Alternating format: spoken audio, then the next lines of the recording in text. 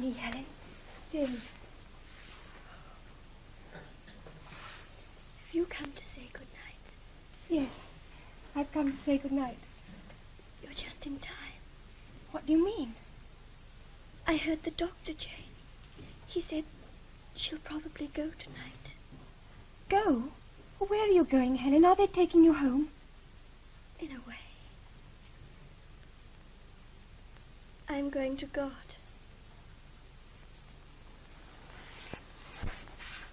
It isn't true. What is God? Where is God? I believe in him, Jane. Oh, are you sure, Helen? Are you sure? Will I ever see you again? Dear Jane. Always asking questions. Jane. I feel as if I could sleep now. Don't leave me. I feel happy with you beside me. I won't ever leave you, dear Helen. No one shall take me away. Good night. Good night, Jane.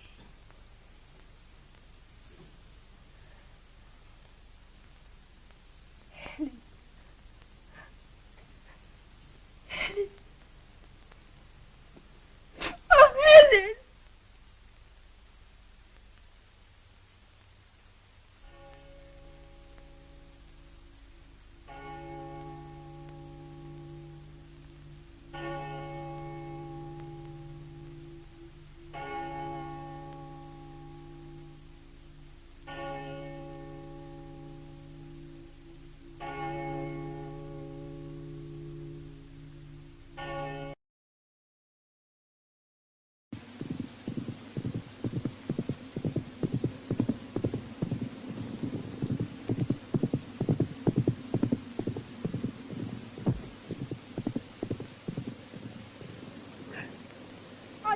Sir? Can I do anything? Come here. You frightened of horses? No. Have you had anything to do with them? No. Do you want me to bring him to you? Wait a minute. Let me to the stile. He can't mount.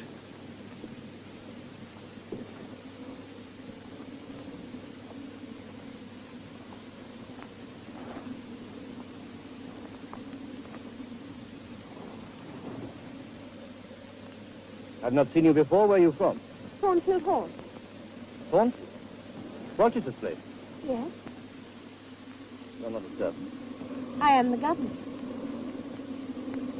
Of course, I forgot. They give you a loose rein at Thornfield, it seems. What are you doing out in the middle of the afternoon? No answer. You mean it's none of my business? Shall I bring your horse to you? And bring my whip, lying under the hedge.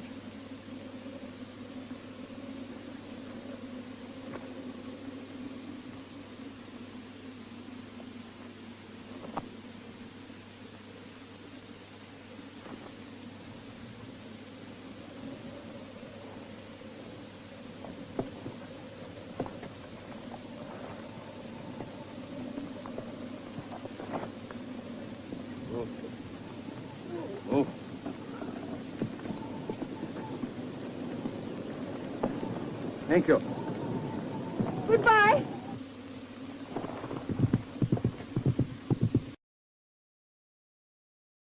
Have you presents of Mademoiselle Eyre, mon ami? Presents. That's all you ever asked me for. Did you expect a present, Miss Eyre? Oh, no, sir. I'm a stranger to you. There's no reason why you should bring me one. I've been questioning Ardell. You must have taken pains. She says great improvement. Thank you, sir. You have given me my present. What? You've praised my pupil's progress. Sit down. You've been here how long? 3 months, sir. Where did you come from? Lowood School. Lowood? Isn't that a charity concern? Yes. How long were you there? 8 years. You must love life to have survived there so long. Off you go. I want to talk to Miss Eyre. Yes, monsieur. Bonsoir, mademoiselle. Good night, Adele. And Adele. Look in my box tomorrow. Tomorrow, mind, not tonight.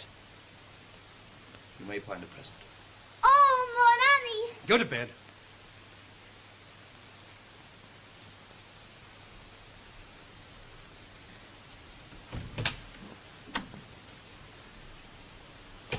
So that was where you got that look of another world. At Lowood. How old are you? Now, please, you're too young to be coy about your age. 18. What did you learn at Lowood? Can you play? A little. That's what every woman says. There's a piano. Go and play.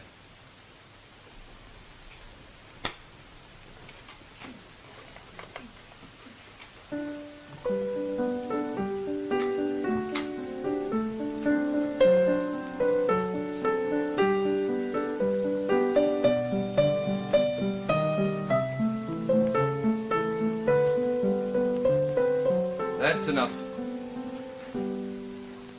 You were right, Miss Eyre. You play a little. Adele's been telling me you're fond of sketching, is that so? Yes. I suppose you'll now say you draw a little. My book is here, sir. You may judge for yourself.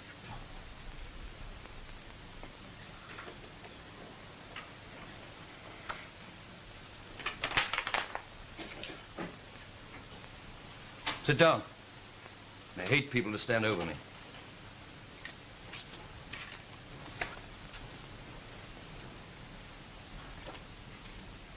You seem fond of my property, Miss Eyre. I think it is very beautiful. I must wonder why I so seldom come here. Yes, I do. You do? Thornfield has been in my family for generations. When I was your age, I thought of it like that, too. A beautiful place. Serene, timeless. But things change. A place one loves can become a place one hates. I congratulate you, Miss Eyre. You draw more than a little. One day you may even draw well. I wish you good night. Good night, sir. And Miss Eyre, thank you for your help.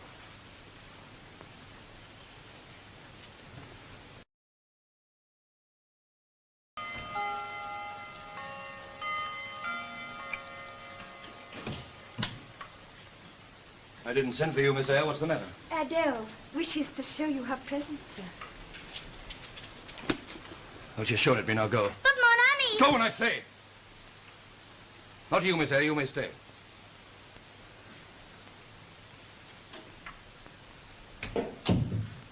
Sit down.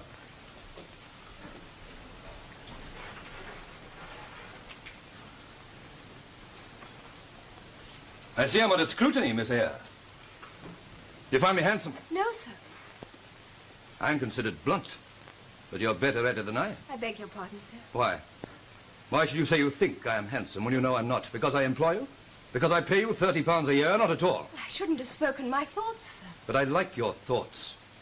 They interest me. I wish to know more of them. Miss Eyre, when I turned Adele out of the room so abruptly just now, there was a look of puzzlement on your face. Why? I didn't know I looked puzzled, sir.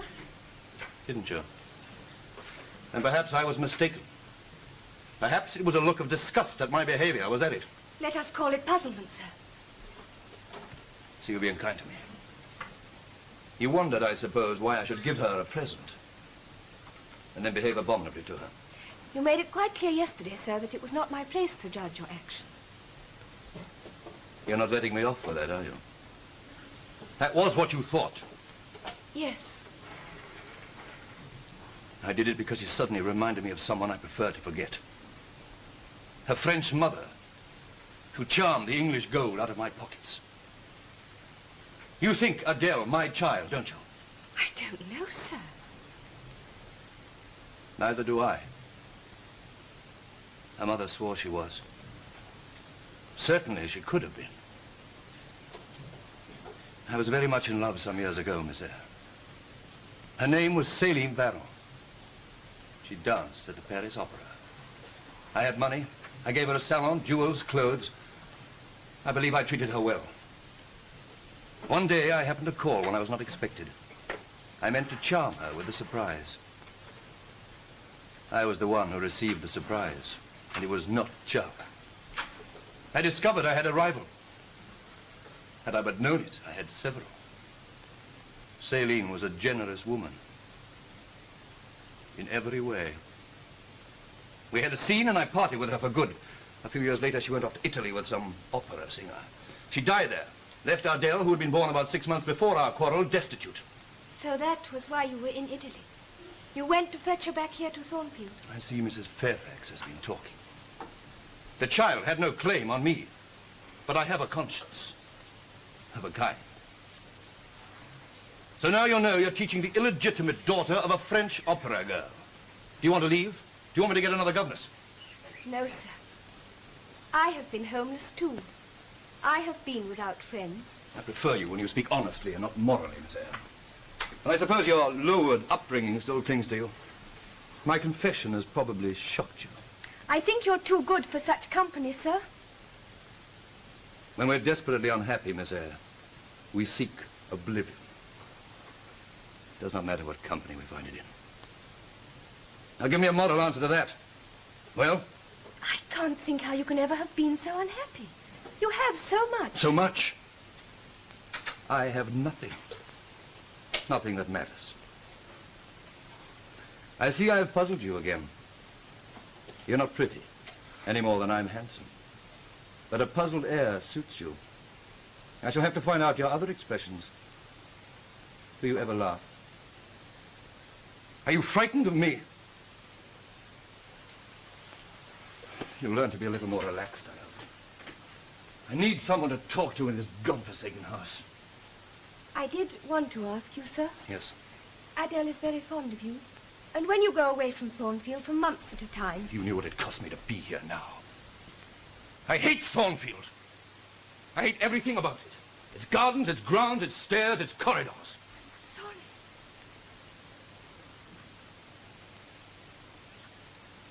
I am sorry.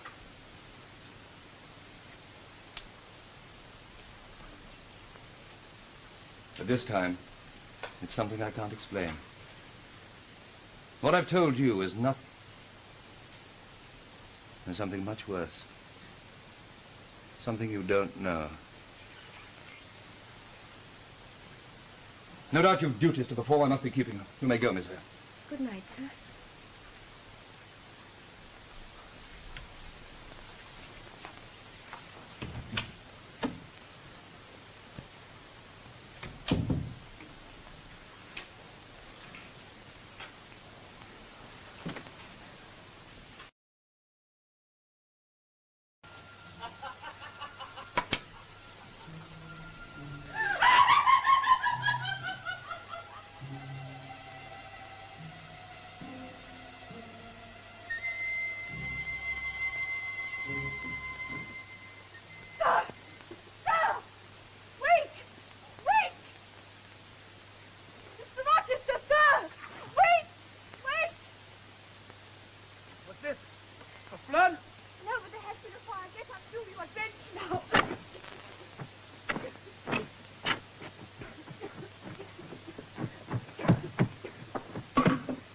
Come outside.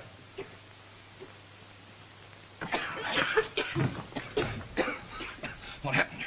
Why are you fully dressed in the middle of the night? I haven't been to bed, sir. I couldn't sleep. Well? I heard a sound. What sort of a sound? As if a dress brushed against my door, and then I heard a laugh.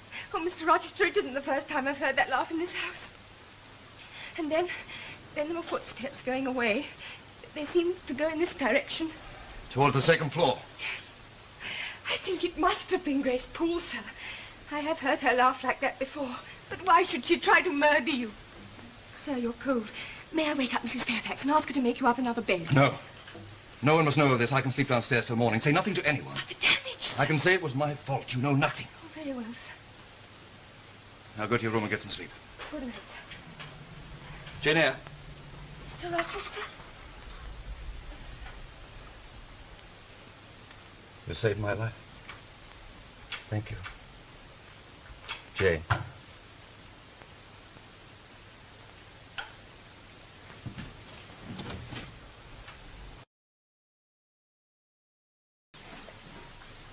Am I the one you want? Sit down.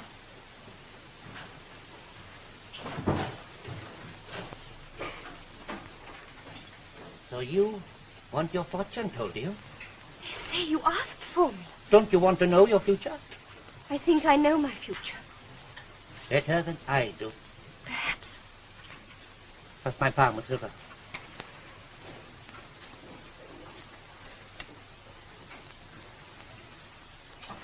Give me your hand.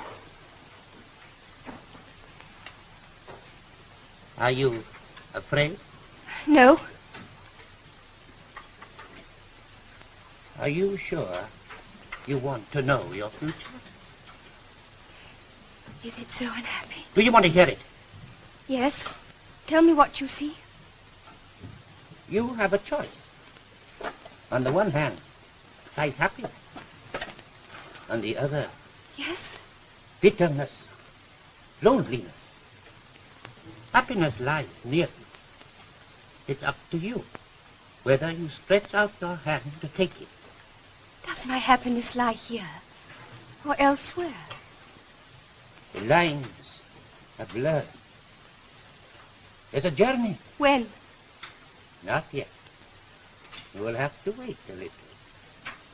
You will take it with a loved one. I have no loved one. You must be patient.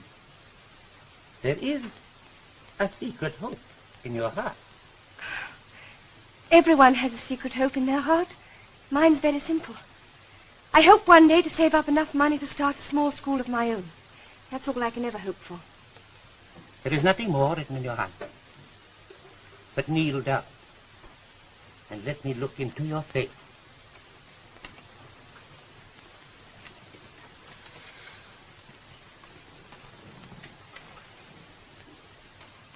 What do you read there? There is love in your face. So much love. And returned. You don't know. I think return. You don't see that. You only say it. You've seen a beautiful woman tonight, and now you see me. Why can't you be honest and tell me that I can never hope for love? Jane, I've looked into your face so often, and you're wrong. Well, did you guess who it was? Mr. Rochester. Jane, did I really make you believe in me? I think I did. Jane, you aren't angry with me. Are you angry, Jane? But you tried to make me tell you things I never thought. Oh, sir, it wasn't fair. I know, I'm sorry. Won't you forgive me? I can't remember what I said. You said nothing, Jane. Almost nothing at all. In fact, you were so guarded I despaired of ever hearing what I longed to hear. You were so withdrawn, not like Miss Ingram. She told me everything, even how I felt about her. So what on earth did you tell her? She looked so angry. Did she? Good. I thought she was rather annoyed. I'm afraid I gave her rather a blow. I hinted that the Rochester fortune wasn't quite as large as she thought it was. Oh, sir, that wasn't fair. Well, now we know she doesn't love my looks, I shall go back to the drawing room and see how ardent Miss Ingram's reception is now. Sir, before you go back, there's a gentleman here to see you. Well, who is it? I've never seen him before. He says his name is Mason. He's from Spanish Town in Jamaica. Oh, sir, what is it? What have I said? Are you ill, sir? No. Well, can I get you something? A glass of wine? No, I'll be all right. Oh, Jane. Jane, I wish you'd tell me what it is. how I envy you. You've no hideous memories, no bitter recollections. I ought to send you away. Far away from me, from this house, before you, too, are stained by its misery and unhappiness. My place is here, with you. Won't you let me help? When I need help, I'll come to you. I'll go to Mason. Tell him I'll see him. Tell him I shall be in the library. I will tell him, sir.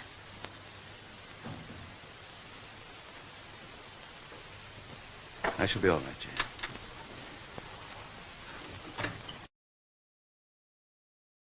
Are you cold? No. Were you afraid, Jane, when I left you in that room? Yes. Of Grace Poole coming out. Oh, sir, won't you get rid of her after this? Forget about her. She won't harm us. Is Mr. Mason going back to Jamaica? Yes, at once, thank God. Why, he should come back here and start the whole business. Sir, I think you should try to get some sleep. No. Let me stay here. It's good to breathe fresh air again. Jane, suppose at some time in your life you'd made a terrible mistake. Not your own fault. You were deliberately misled. And the results followed you through life, poisoning your existence, robbing you of everything that made it worth living, denying you the simplest forms of happiness that even the poorest can enjoy. Because of this thing, you wandered here and there as far as possible from the scene of your misery, finding what pleasure you could, heartless, sensual pleasure, among people who meant nothing to you, and who in your heart you despised. And then wearily at last, you came home and met someone who was gentle and kind and good, whom you knew would make you a better person and help you wipe off the stain of all those years, and whom you in your turn would make happy. For this little happiness, would you be justified in ignoring an obstacle, a mere conventional barrier that stood between you and that other person? Would you, Jane? Would you? I don't know what you're talking about. Won't you tell me, please? I want to help you. Jane, I myself have been worldly and dissipated. But I believe with all my soul that I have found help.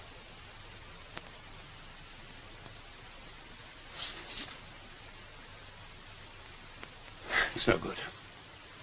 But you know it already, of course. You must have noticed my devotion to Miss Ingram. Don't you think she'll make me a splendid wife? Don't you think she's just a person to reform me? Such a handsome woman, too. Not a lot of money, perhaps, but any amount of birth and breeding. She'll do me credit as the mistress of Thornfield. Don't you agree, Jane? May I go in, sir? Suddenly it's cold. Yes, Jane. Go in. Is your marriage to be soon? Very soon. Good night, Mr. Rochester.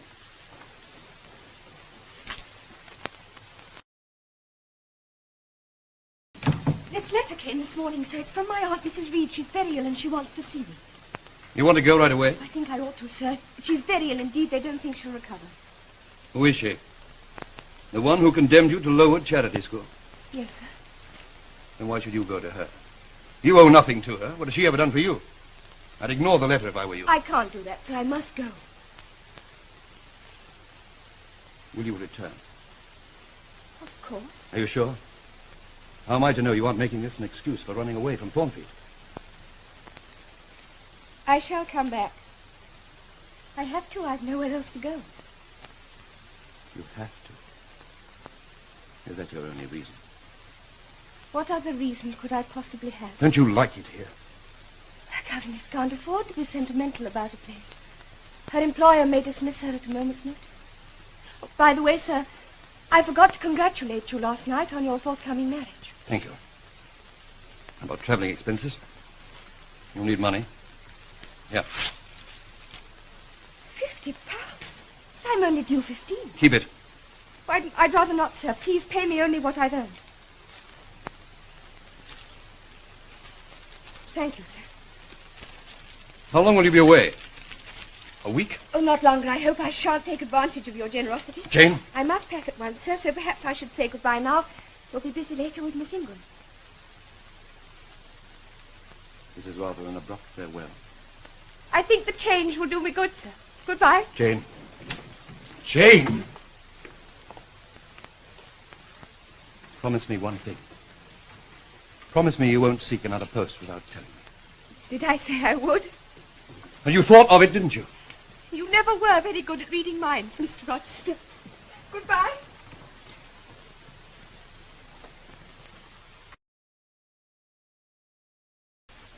You want to see me, Mr. Rochester? Yes, Jane. I want to see you. I hope it's important. You frightened Leigh again. Do her good. Yes. It is important. Sit down. Now, how soon can you find another situation? Well, Jane? You want me to leave? Yes. I'm to be married soon. I shall send Adele to school. I've no further need of your services. When must I go? I should like to be married within the month, shall we say, during that time. I'll advertise at once, sir. I'll do my best. Jane, you'll soon forget me.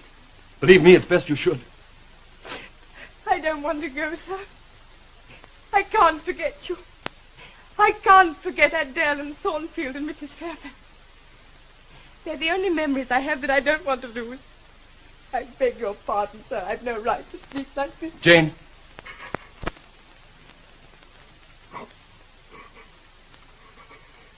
Every right in the world. I want you to stay. I've tried to send you away. It's no good. My poor frightened Jane. Will you stay? Will you stay as my wife? I need you, Jane. Love me. Help me. Don't go away.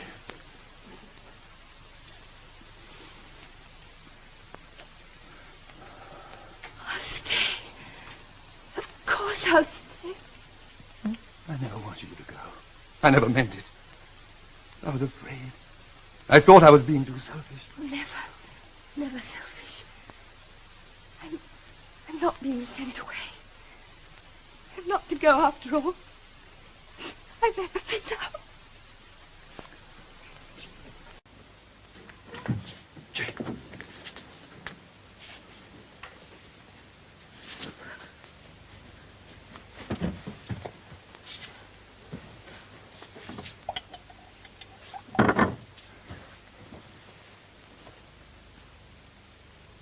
That's better. Oh, don't leave me. Don't worry, Jane, I won't leave you. Now, what happened? Why did you cry for help? She came in and she stood over me.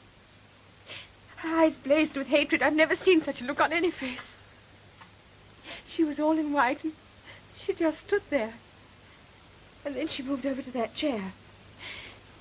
She took my veil and ripped it in two with a terrible violence.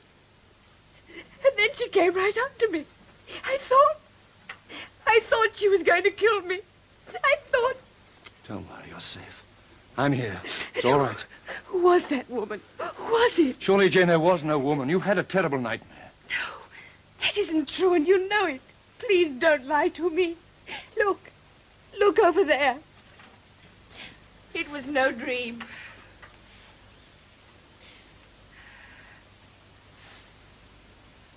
You've been in terrible danger, Jane. But you're safe. Thank God you're safe. It must have been Grace Poole. But why do you keep her here? Why don't you send her away? After we're married, then I can tell you, but not now. I have reason, Jane. You must trust me. After our marriage. Then I can tell you and you'll understand. But trust me now. You will be safe. It will not happen again. I give you my solemn word. Do you believe me, Jane? I want to believe you. But there is something about this house that is strange and frightening. Wherever I walk in its gardens and its galleries, fear follows me. Something unknown. Something unspoken is there beside me even in my sleep. Before Grace Poole broke into my room, I lay dreaming. It was a strange dream. That Thornfield Hall was a ruin, haunted by owls and bats. And then I heard the gallop of a distant horse. I knew it was you. And I knew that you were leaving me for some foreign country, but I had to see you once more. But there was a high wall between us, and I could not reach you. I cried out, and the wall crumbled, but then I woke, and she was standing there. Jane. Jane. I shall have to cure you of your dreams. Now go to Adele's room. Spend the rest of the night with her and lock the door. Good night, Jane. Good night. When the secrets of all hearts shall be disclosed, But if either of you know any impediment why ye may not be lawfully joined together in matrimony, ye do now confess it. For be ye well assured that so many as are coupled together, otherwise than God's word doth allow, are not joined together by God, neither is their matrimony lawful. Edward, wilt thou have this woman to thy wedded wife? Sir, this marriage cannot take place.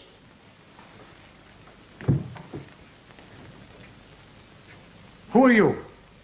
What right have you to interrupt? I am a London solicitor. My name is Briggs. Do you know either of these people? This gentleman. By name, Edward Rochester of Thornfield. Then there's some reason why they should not be married. Yes. Mr. Rochester, do you know what he's talking about? I know no reason. Please continue with the ceremony. That would be bigamy. Mr. Rochester is a married man. Here is a copy of the certificate of Mr. Rochester's marriage 15 years ago to Bertha Mason at Spanish Town, Jamaica. It proves nothing. All it proves is I was married before. You've no proof my wife is still living. Have the goodness to step this way, Mr. Mason.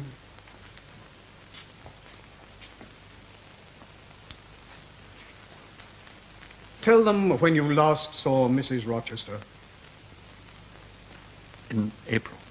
Where? At Thornfield. Mr. Rochester let me see her. What relation are you to Mrs. Rochester? Her brother. Tell them what she did to you, Richard. Tell them how she tried to kill you. Mr. Rochester, is this true? Is your wife still living?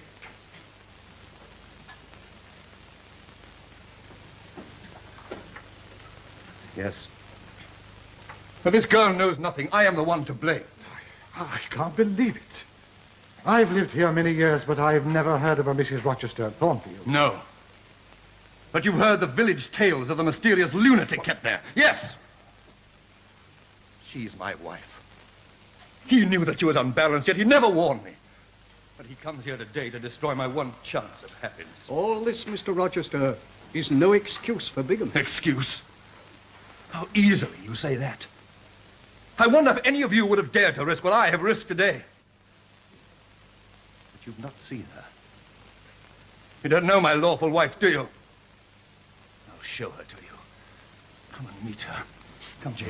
Come, Mason. She'll be glad to see you.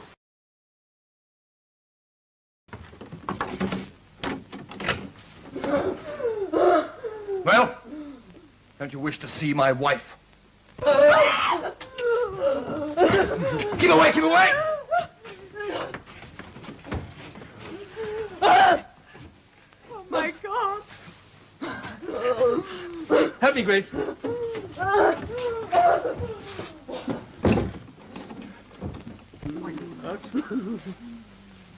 No. I know how to handle her. Her strength. Her inhuman strength. Yes, she's strong. Her health is excellent. I have many more years of married happiness to look forward to. Has she been long like this? Since the first year of our marriage. I brought her here to be looked after. I admit I concealed who she was. You could scarcely expect me to be proud of her. There are houses for the insane. You've seen them. The master's been so good to her, sir. If ever she's ill, she's nursed and cosseted like any other person, when all the time he knows she'd be better dead. I've wished that many times, God knows. But I've never raised a finger to harm that woman. So they found out, sir? Yes, Grace, they found out. Why did you stop him? Why didn't you let him have a chance? Whatever provocation Mr. Rochester may have had, and I admit it was great, bigamy is an offense against the law. The law? Why is your law all on her side and not on mine? I tried to break one of your laws very well. What harm could it have done? A girl, Mr. Rochester. I'd have given her happiness. You think she's happy now you've saved her from me? She need never have known. She was bound to find out. How? You'd never have known if he hadn't come from Jamaica to inform against me. Mr. Mason was not our informant. Who was it then? Miss Eyre herself. Jane? She's never set eyes on you before. Quite by chance. She has an uncle in Madeira. So? He has business dealings with Mason. When Miss Eyre wrote and told of her impending marriage to you, he happened to speak of it. I had to tell him you were married, Edward. What else could I do? Jane? Of all people. Jane, where are you? Jane? Jane!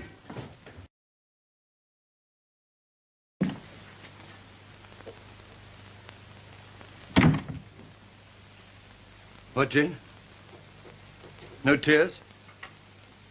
Not a word of reproach, no bitterness, no anger? I never meant to hurt you. Will you ever forgive me? You know I'm wicked, Jane, don't you? Yes. Call me wicked. Tell me what you think of me. I can't. I'm too tired. I feel faint. Adele must have a new governess. Settled that already.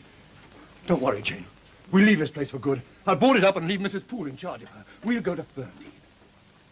There we'll be free of this evil house and that demented woman. You hate her, don't you? She can't help being mad. That's not why I hate her. If you were mad, I wouldn't hate you. I think you would. Jane, that's not true. Jane, listen to me. I'll get Fernley House opened up immediately and then we can... You should take Adele with you. You shouldn't be alone.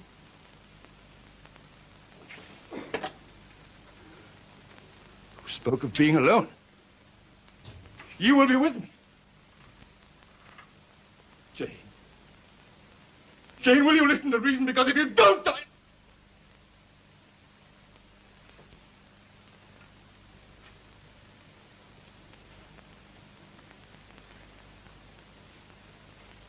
Go on. I will listen. You don't love me anymore. Because of this disgrace, you despise me. That's it, isn't it? That is not true. I do love you more than ever. But I must leave you. I must leave Adele and Thornfield. I must part with you for the rest of my life. Jane. We cannot part. Jane, listen to me. In the eyes of the world, I am a dishonorable man. Remember, though, I have borne that woman's evil lunacy for over 15 years. If you could know what my life was during those years in Jamaica. Night after night, her screams would waken me. One night, I rose and went to the window to try to get some air. The night was steamy and hot. The buzzing mosquitoes and the low rumbling of the tropical waves gave me no peace. The moon hung raw and red in a cloud-torn sky. But suddenly her scream stopped. There was silence. I stood there and cried out, "This is hell! God, set me free!" My pistols lay on the table. In a trance, I lifted one to my breast. Then, just then, a fresh wind from Europe blew through the open window. The storm broke, streamed, thundered, blazed. And the air was pure again. That night, I decided to return home to Thornfield and take her with me. So I brought her here and left her with Grace Poole. Then I wandered off alone across Europe, Paris, Rome, Florence, among English ladies and French countesses. Sometimes I thought for a moment that I caught a glance, heard a voice, saw a face that I might love. But it was not to be. I came back alone to England. One frosty winter afternoon, I rode back to Thornfield. And that day we met for the first time. Do you remember, Jane? Why are you silent? Because I must leave you. You mean to go one way in the world and let me go another? I do. You mean it? Yes.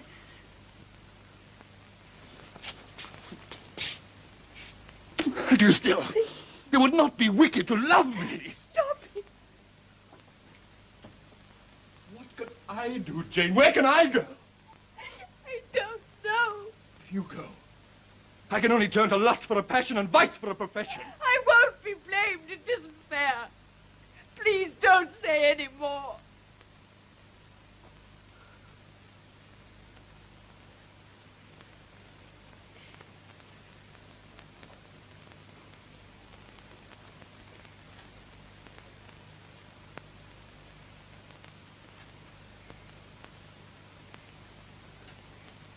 There is nothing to say.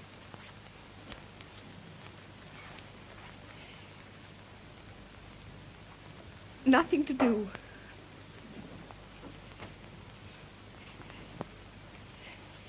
It is finished. I must leave Thornfield tonight.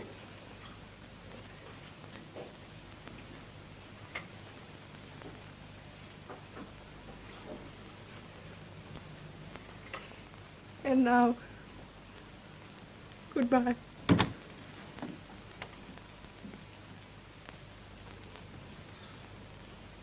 Jane! Jane!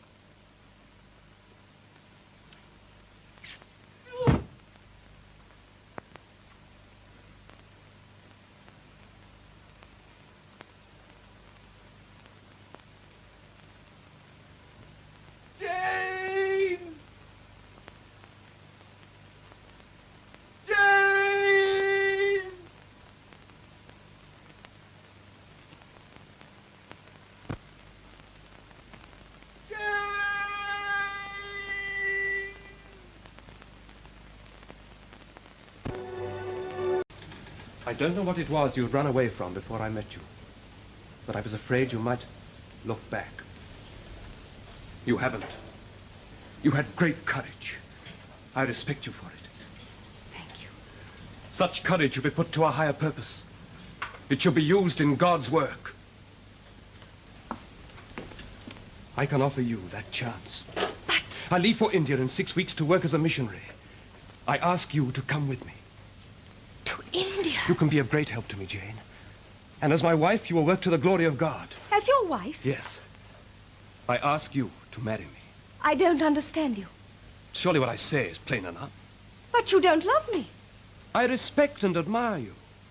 Have I asked for love from you? But it's so wrong, I couldn't. Why not? Is there someone else? Please. Is there?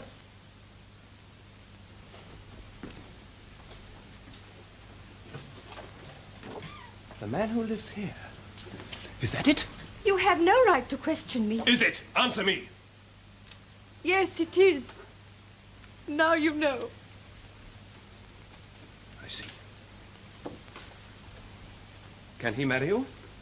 Is he free to? No. And yet you still cling to him in your mind. You disappoint me, Jane. I thought you finer than that. But I do wrong to reproach you. It is my duty to help you, and I will. First, Jane, you must destroy this. Oh, not my drawing of Thornfield. No, please, I couldn't bear that. Did you say Thornfield? Is this Thornfield Hall? Yes, what does it matter? It may matter a very great deal. Were you employed there by a man named Rochester? I must know. Yes. What is your name? Are you Jane Eyre? I had to change it. I didn't mean any harm.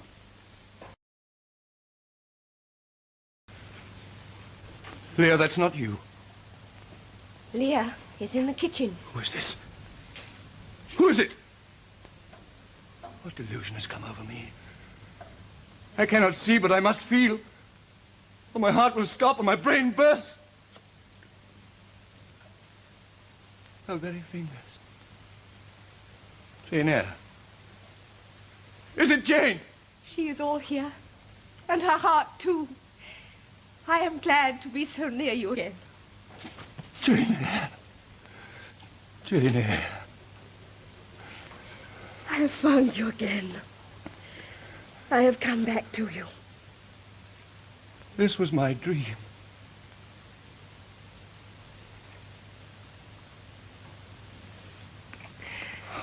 This is no dream. I am with you again. And this time I will not go away. You will stay with me. Unless you object. Let us sit down. I have been traveling these 3 days, and I believe I am tired. I will be your nurse, your housekeeper. I find you lonely. I will be your companion. To read to you. To walk with you. To sit with you. To wait on you. To be eyes and hands to you.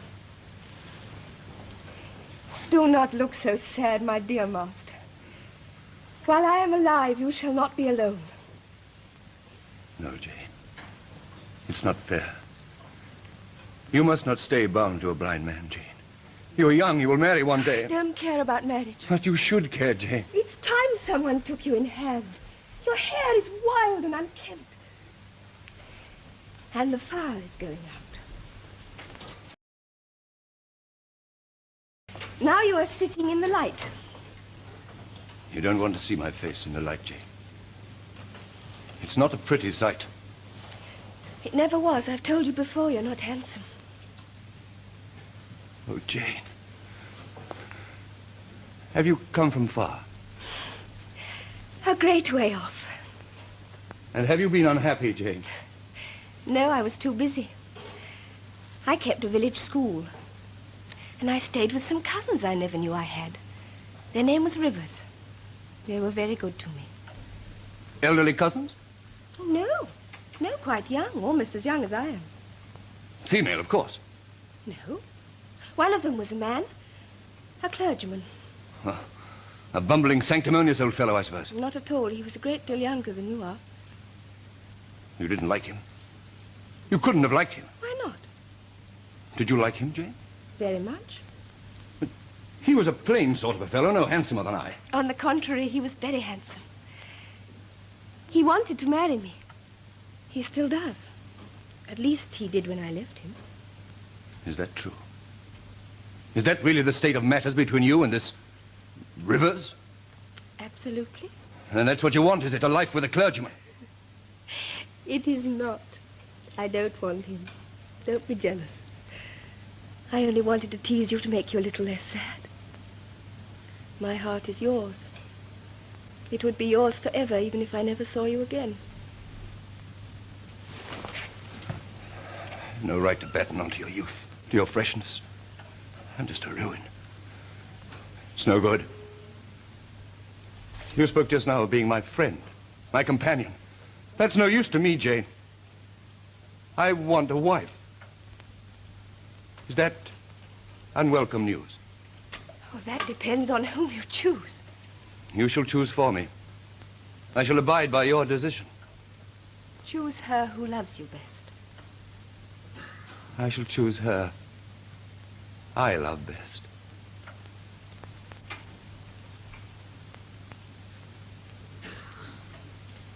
Will you marry me, Jane? Yes. A blind man, 20 years older than you, whom you'll have to wait on. Yes. Truly, Jane. Most truly.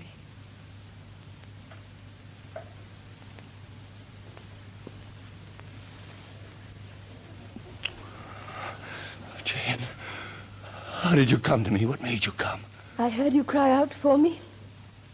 You heard me? Yes. Yes. I was afraid. I thought you were dead. I longed for you so. Helpless, useless as I am, I longed for you. In my despair, I cried out. Can you wonder, Jane, that when you came into this room, I thought I was mad? That I, one of the greatest of sinners, should be sent a miracle. It was only me.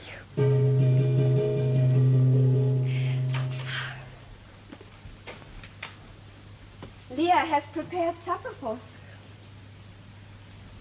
Let us go in together. No? No. I can't let you do it, Jane. Look at me. I'm a cripple. I need to be waited on. I'm just a blind man, Jane. You have eyes. You can see me. See what it's like. Look at me. Look at me well before you make up your mind. Do you want a blind man you will have to lead about by the hand? Let me take you by the hand.